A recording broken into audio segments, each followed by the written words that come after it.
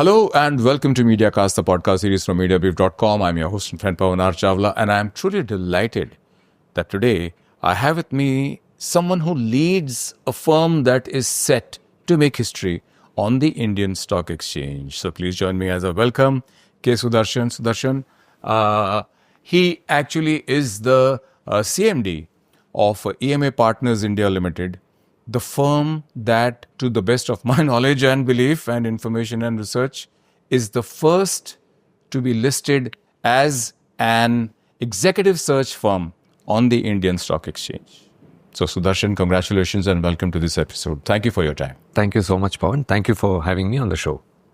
It's a pleasure. My pleasure. And I'd also like to thank Saurabh Shah of the IPO team of Factors PR who made this interaction possible. So Sudarshan, let me tell our viewers, listeners, those who will be reading our post also on MediaBrief.com about Mediacast, that EMA Partners India is one of the leading leadership hire firms that actually provide customized solutions across firms, to firms across various sectors. That's right. For leadership hiring. And on the 17th of January 2025, that is EMA Partners India Limited, is set to make history by opening its initial public offering at a price band of 117 to 124. Absolutely. And before I invite you to tell me more about the initial public offering and everything else along with it, I have to make a little disclaimer. Little? No, it's a serious disclaimer. I really want you to pay close attention. This podcast is purely for informational purposes. There is no intention, and please don't misunderstand anything of what we say, I say, and Sudarshan says as any kind of financial advice you want to buy, you want to subscribe. Please take the advice, the guidance of a mixture of at least two elements. One, all the documents, the RHP, etc. that has been filed. And two, equally and perhaps even more important, a qualified advisor, financial advisor who is recognized by SEBI and the stock exchanges. Okay. So that important disclaimer been done, keeping that front and center, Sudarshan, tell our listeners and viewers about the EMA Partners India Limited IPO. Please. Okay. Thank you, Pawan. The price band is between 117 to 124 at the higher end of the spectrum. We are hoping to raise about 76.01 crore. The issue is open for anchor book subscription today, and the issue will open for public tomorrow, which is the 17th of January. And the issue will close for subscription on the 21st. And we look to list the shares of EMA Partners India Limited on the NSE Emerge exchange on the 24th of January. Okay. So that's the schedule which has been laid out for the IPO. And I also want to add to your viewers, Pawan, is that this is the first ever potential listing of an executive search firm in this market. And we are truly excited about this. Wonderful, wonderful. In fact, search is very important, and that's just my view, not influencing anyone. And got to be extremely careful. We really take this very, very seriously, as indeed everybody should. So, Sudarshan, there are also the promoters and the non-promoter selling some shares. Yeah. So there is a small portion which is about 12% or so, 10-12%. Okay. And see, that's largely, we've all been part of the business for the last 21 years. 21 years. And so you could just attribute it to that in a sense. But really the major component of the about 88% of the proceeds is plowed back to the business for us to invest in growing the business. And the second and just to add additional perspective to this, Pawan, looking at why we believe that this is a great growth opportunity and a great story is that today we are amongst the top executive search firms in the country, and India is a $3.5 trillion economy, right? And I'm just taking a parallel to a market, the US market, for a minute. So the US is a $23-24 trillion economy. There are at least 6 executive search firms which are close to $1 billion in size. And India growing to a $10 trillion economy, I believe that we will have at least 5-6 firms in India which will be at least $100 million or more in size. And we want to be one of them. Wonderful. And wonderful. that's the market opportunity which we are looking to. You've been in India for, I think, the past 21 years. 21 years. 21 right. years. What is your market share now in India? So our current market share, as per Ken research, because this industry is it's not well documented, so to say. But as per independent market research, our market share at the top end of the spectrum is about 2.6%, and the other players are about in the region of about 5 to 7%, and we have an opportunity to grow our business. Wonderful. Wonderful. So there are two components. One is, of course, our coverage will go up, and hence our market share, and the overall market itself, the size of the market is also growing up rapidly at the top end of the spectrum. And then we look to capitalize on both these aspects of the business. So, yes, therefore, things going by past history, that is, things augur well for EMA Partners India Limited for its IPO and the growth thereafter. You also mentioned where you're going to be deploying the resources, which are obviously very interesting and very, very apt in today's day and age, areas and, sections of growth as far as the company is concerned. Absolutely. So we have three components to the use of proceeds. The first component is what we spoke about, which is the augmentation of our coverage and leadership team. So that's a third of the proceeds will go towards that. And then you have, there is a component where we will look to invest in technology infrastructure. And, we're also investing in a platform where we would look to deploy tools, AI tools and machine learning and so on. And of course, the third component, we will also have, we're looking at potential acquisition opportunities in this space, given the nature of the industry. We see there is a good opportunity for us to identify firms which are in synergy with what we do, and we look to bring them on board. Wonderful. In fact, when you look at Ken Research, C-suite hiring rose from, I think, about 11,000 to 13,000 in FY 2019-20 to 16,000 to 18,000 in 3 years by the end of FY 23-24, which is a 45% increase. So what you said and the ecosystem of, leadership hiring for executive search firms, I think, yes, executive search is an important part because C-suite leaders are truly crucial, because you mentioned technology where you will be deploying investments. That's right. Because AI has come up and, is sort of, while AI will be deployed by companies across the spectrum, you need the best human talent, the leadership teams, and of course the ones below them to actually monitor, control, and deploy it to the best advantage. So how has AI impacted executive search, generative AI? How have you been using it? How are you prepared perhaps for whatever in the past, opportunities and challenges you might have faced? So tell us, how do you view generative AI and AI? Yeah, good question, Pawan. So there are various applications based on the level of hiring. Right? At the senior level, when we're typically looking to recruit a C-suite executive or a board member, again, you cannot rely on machines or artificial intelligence there to choose the right candidate for you. There, it's a combination of the right sort of experience, cultural affinity, and so on and so forth. And then of course the number of competencies we list for a potential role and so on. So there, the methodologies are different. There, it is more about experience, more about our knowledge of the market, more about our knowledge of the industry, and so on and so forth.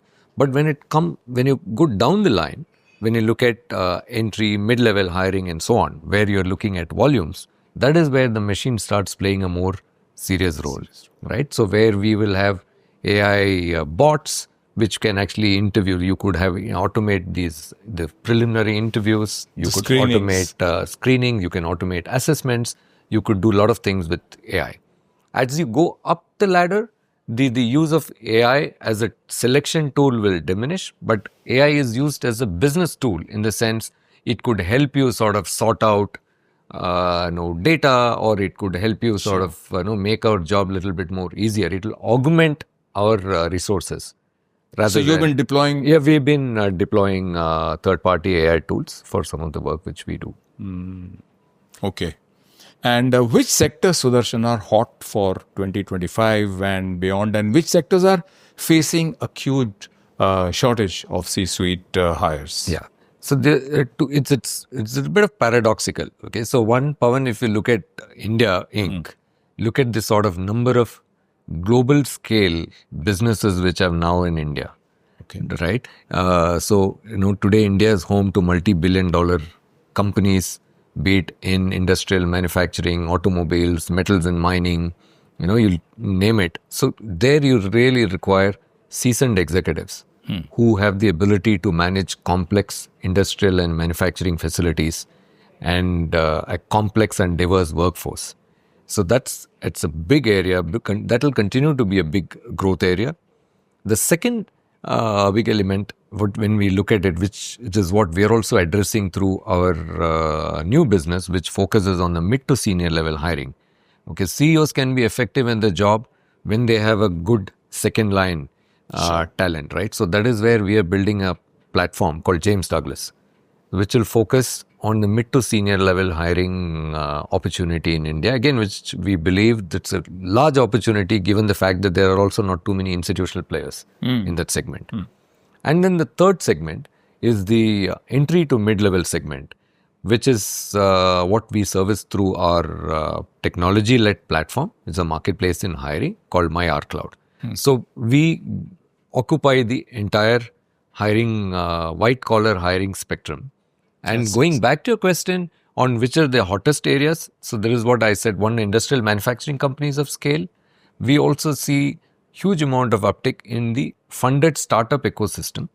So there is a big opportunity looking at people from, again, AI, technology executives today, AI.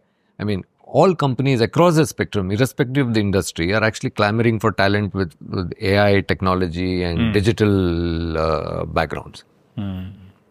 So your target addressable market, your TAM, I think you...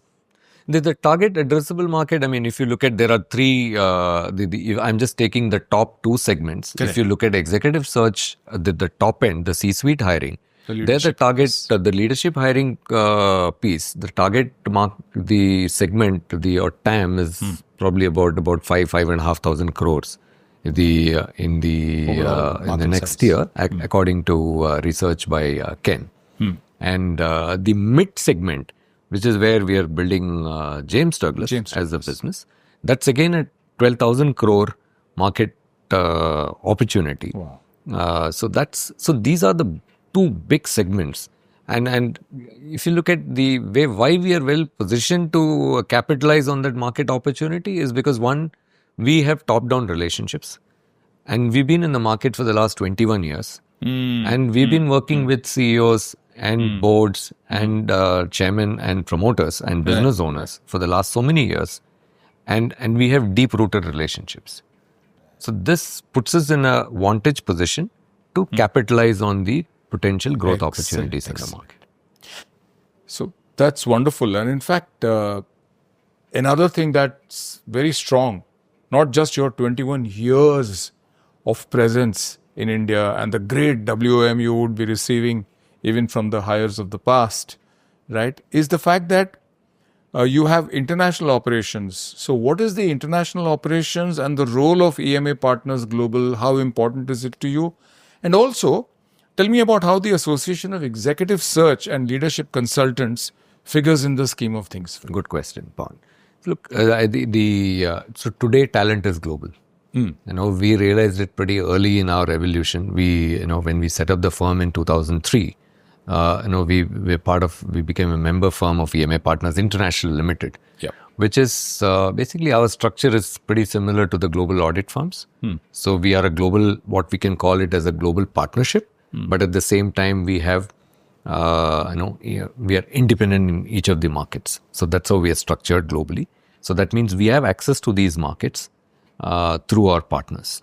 So while we operate on our own, in the sense we have established subsidiaries in Singapore and Dubai. But we also have partner firms in other markets like the US, or we have partner firms across Europe and so on and so forth. So we have access to these markets in terms of clients or client opportunities or talent. So routinely over the years, we actually conduct several international or global searches where we work with our partners to bring on board global talent into India or each of the markets where we operate. So that is a big plus for you. So that's a big plus in terms of... In the past, it's always been very, very... Yeah, so you can say while we are India first but globally present. Correct. And interestingly, I need to point out one more thing. So we spoke about AESC. AESC is the Global Association of Executive Search Consultants. It's a body which is headquartered out of New York.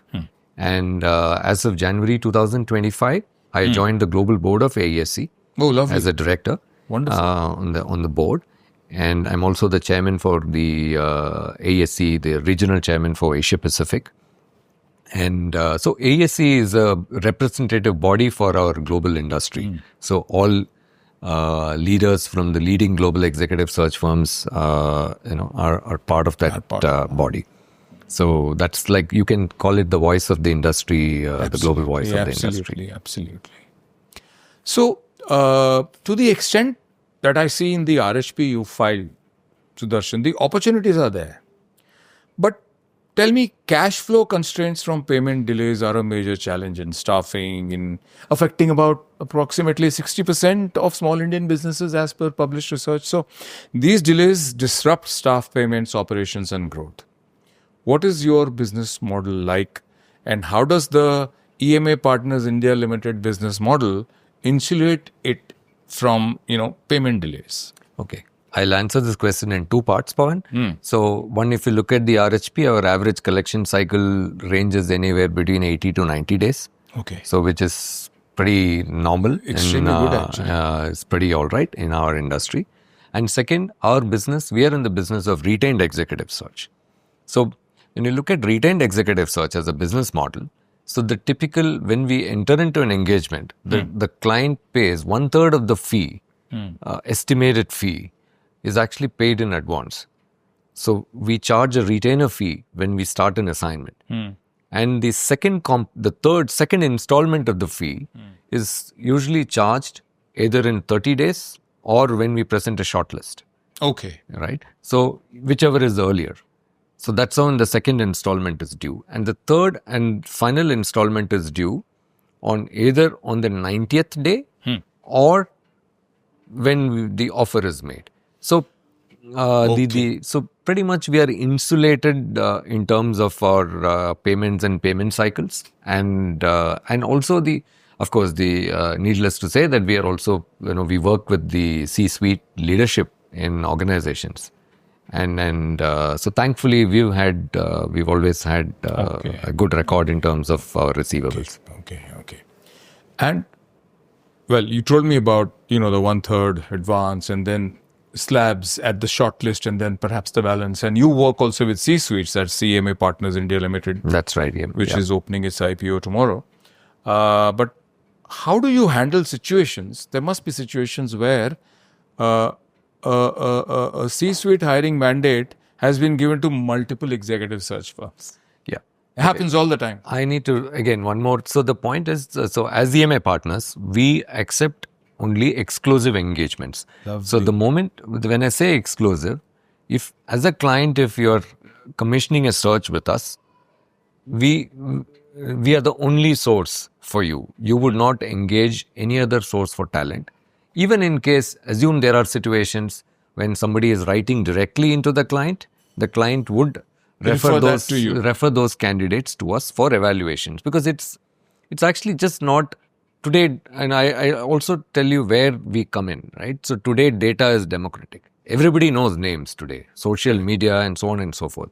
Our expertise lies not in just identifying, it's also identifying the right talent for you, evaluating the right talent, understanding the competencies of what in a particular executive, what is your current context as a client, what competencies you need in your CEO, And then we sort of, we evaluate potential candidates for that. That's where our value add comes in. It's just not identifying somebody and getting him on board. So there is a process which we follow. So which it includes psychometric testing and so on and so forth. The whole process. Yeah, okay. the whole process. Now, tell me, therefore, when a client signs you up, the client also declares that and shares with you, in writing that EMA Partners India Limited is the only executive leadership search firm that has been contracted to Exclusively do a retained. search. Yeah, that's right. That You can say exclusivity that. is Yeah, there it's part of always. it's embedded in the contract. Lovely. So, I see that you've had a wonderful past, lovely history, decent market share in the past. But of course, those who want to go in and consider investing in your IPO will have to be very, very careful about reading all the documents and, getting proper investment guidance from SEBI recognized and approved, financial analysts and advisors. And this is in no way any guidance from me or anybody, both of us here. Please be very careful. Consider everything. This is just information I wanted to bring to you because it fills me with a sense of, happiness and even pride that here is a wonderful 21-year-old executive search firm which is making history on the Indian Stock Exchange by having the first IPO in its category. Absolutely. And one more thing I need to point out, Pawan, and as EMA partners, we take a lot of pride in terms of a continuity of our consultants and continuity of our relationships. Wonderful. If you look at it, 70% of our business, roughly, today is a repeat business. The clients keep coming back to us. We have long-standing relationships. And other thing, which is of course detailed in the RHP, if you look at our senior management and leadership team, a majority of them have served in the firm for over 10 years. So we also take pride in the fact that we not only hire great people for our clients, give them a great work culture. Yeah, and that is one for our clients. We also manage to attract great people to our firm, and we have managed to retain them over a long period of time. So excellent. That's really good. And okay, in light of everything that you just said, two more questions. One, looking at your financial numbers, what does your EBITDA margin look like? So we, in the search business is about 24-25% in terms of our margin profile. And the other thing, interesting thing about our margin in this business is that our margin expandability is fantastic. I'll tell you why. Because you're looking at past precedent. You're not making any No, it's not a forward-looking statement.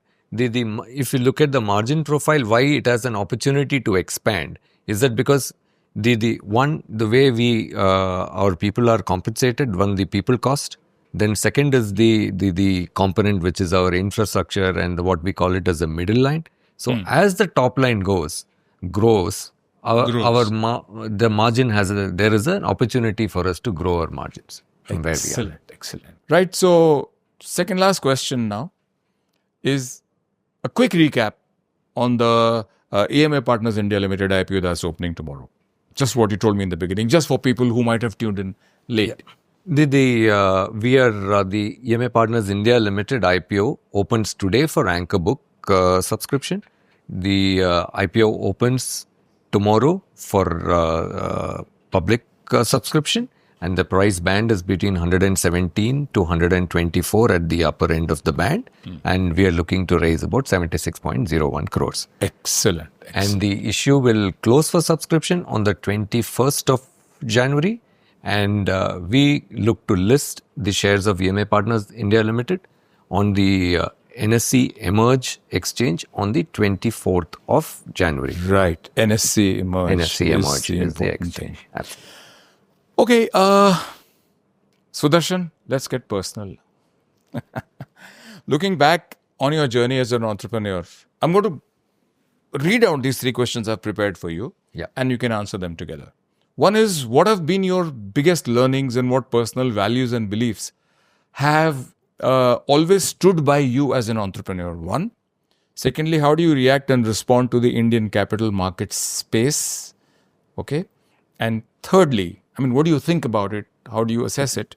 And who amongst Indian entrepreneurs has always inspired you? Wonderful question. And there's, look, I think if you look back at the journey, I mean, entrepreneurial journey, I grew up in a sort of a business family. My father had a small business those days. It was a trading business. So somewhere I think, those genes were embedded, and the second thing, and I also learned what one should not be doing in business. In those were early formative years. What should one not be doing? No, it's about managing cash flows, understanding profitability of a business, what you do, how do you build an organization, and so on and so forth. So when we set up the firm in India as part of EMA Partners International, when we set up EMA Partners in India, one of those things, the primary goal we always thought big. We never looked at this business as where we we were never on survival mode. We always been on a growth mode. Thrive mode. Or growing and thriving, because thankfully, of course, we were lucky enough that the market has been kind to us. The growth, it has been India. It's also the quality of work that you do, but yes. And the second part, so we looked at this business as a growth opportunity. And that's the reason why you found us going to Singapore in 2011 to establish a subsidiary when there was an opportunity. We went to Singapore, to the Middle East. We went to Dubai in 2016 to set up a subsidiary. So we always focused on growth. And the most important thing I would reckon is that we always looked at this as an institutional business. We wanted to build an organization. We wanted to build an institution. And that's the reason today, if you have all our leaders having stayed in the business, because they believed that we have looked at this as we've focused on building this institution. So it's and the third, of course, what I would call it to middle class values. The growing up in India is all about middle class values and middle class families and so on and so forth. So we've always been big on ambition, big on dreams, but frugal on the way we spend our money. We've been frugal. Wonderful. And of course, the last question you asked about who inspires you I think there are more than one person which you can take inspiration from. I freak out on the Zoho founder. Absolutely. No, the new generation folks, Zoho founder, he's a great example. Yes. You don't need to look far. You look at, Reliance, the way, or you look at some of the other emerging groups. You look at also the longevity of groups like Tata's and look at the institutions they built, or Birla's, the Aditya Birla group in particular. So there are a number of inspirations and stories to take from, or some of the emerging groups with global ambitions you can actually look at, or even look at the growth of. Wonderful. I would particularly look at even companies like Infosys, where they grew their global footprint. At the same time, the ownership kept moving, right? It's the professionals who run the business. Ultimately, that's what we want. We want institutions to outsurvive the founders. Wonderful. Wonderful. So that's what we look at. Wonderful. That's really good. Institutions must outsurvive the founders and take that legacy forward with the same growth mentality that you've always, And the values. Absolutely. Of course, yes. Excellent. I asked you one more question. How do you react and respond to the Indian capital market space as an ecosystem? No, it is thriving, and it's bubbling with enthusiasm. If you look at the sort of, I think primarily from two reasons. India is a land of entrepreneurs, and if capital is in abundance, I think we only see growth opportunities. Wonderful. And secondly, I think it's also we have a culture of taking risk. I think risk, the appetite for risk plus capital, it's a fantastic combination for growth. Wonderful, wonderful, wonderful. Lovely. Thanks, Sudarshan. I've enjoyed my chat with you. A lot of insight, especially from, across your conversation with me, especially towards the end when you spoke about what your learnings have been and, how you approach building a business by creating and providing great value to everybody who works with you and to your clients and protecting everybody's interests at the same time. So that's really wonderful. What did you think of your chat with me today on Mediacast from MediaBrief, Sudarshan? Pawan, I always believe the quality of output is absolutely dependent on the quality of input. So you've been a fantastic host, absolutely engaging conversation, and also I like the fact that you're really well prepared. so which makes this, I really enjoyed the conversation. Thank you so much. Thank you It's very been my much for pleasure your to kind speak words. to you. Thank you. And I will also once again thank Saurabh Shah of At Factors PR's IPO team who made this interaction possible. I wish you all the very best. And I hope that, and I'm sure that the information we've shared with everybody about your IPO will help them enough to go ahead, read everything about it, and if they're interested in subscribing, they should definitely and without fail consult a qualified financial advisor. Without that, do nothing. This is only an informative and for information only episode. And well, that's it then. Thank you very much indeed, Sudarshan. Thank you for giving me an opportunity to talk about EMA Partners India Limited once again. Thank wonderful, you so great much. work. And so that's it for this episode. Till we meet again in the next episode of Mediacast. This is your host and friend Pawan R. Chawla saying, take care, stay safe, be careful when you invest. All the very best. Bye bye.